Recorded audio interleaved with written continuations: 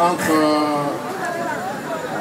2001 et 2011, j'ai été tour à tour porte-parole du président et puis conseiller et représentant. Aujourd'hui, je suis un collaborateur du président qui a été renversé et c'est à ce titre-là que je suis là, pour ne pas créer encore pour un certain nombre de choses. Je rentre des États-Unis, je suis arrivé ce midi. Je tenais à être là. Logiquement, je devais rentrer dimanche. Mais j'ai vu que Abel et Willy Blas et les autres, une fois encore, relançaient la mobilisation. Et il m'a paru important d'être ici.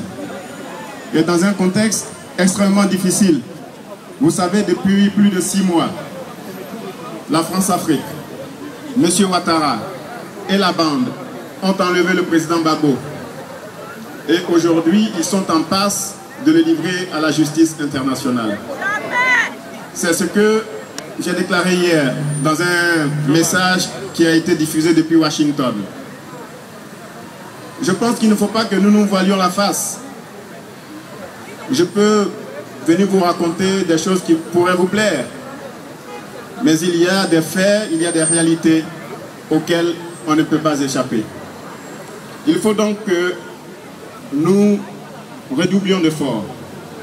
Je ne sais pas comment, ensemble, on trouvera les voies et moyens d'empêcher cette forfaiture. Il y a quelques siècles, c'était Toussaint Louverture qui avait été déporté de son Haïti natal pour le château de Joux en France parce qu'il avait résisté à l'envahisseur français. Ce fut également le cas de Béhanzin et puis d'autres leaders africains qui ont connu le même sort. La privation, l'enfermement, la mort, l'assassinat. Aujourd'hui, c'est le président Gbagbo qui est en passe de subir la même chose. Vraiment, je ne peux pas m'étendre ici dans des propos, mais simplement vous demander de continuer ce combat-là. Voilà. Nous devons, par tous les moyens, empêcher que la justice internationale, qui s'est véritablement mise au service des puissants, empêcher que cette justice appelée Cour pénale internationale défaire le président Gbagbo. Bien sûr, certains me parleront d'enquête, mais vous savez bien qu'il n'y aura aucune enquête, puisque depuis septembre 2002, il y a eu une rébellion en Côte d'Ivoire, avec son lot de morts, près de 10 000 victimes assassinées par M. Ouattara et sa bande. Il n'y a jamais eu de réparation, il n'y a jamais eu de procès. Alors, aujourd'hui, ils tiennent le président Gbagbo qui leur a tenu tête depuis une décennie. Ils ne vont pas le relâcher aussi facilement si nous n'agissons pas. Donc, je suis juste venu ici, je suis un peu souffrant. J'ai mal dormi dans l'avion. Vous voyez, maintenant, on voyage en classe éco, donc c'est un peu difficile.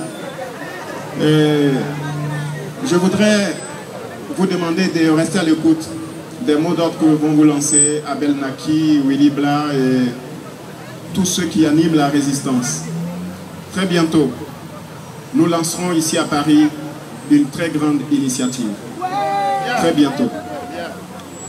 Très bientôt, nous lancerons quelque chose de très important ici à Paris pour que les choses changent, pour que la situation évolue, pour sortir le président du pétrin dans lequel la France-Afrique l'a mis.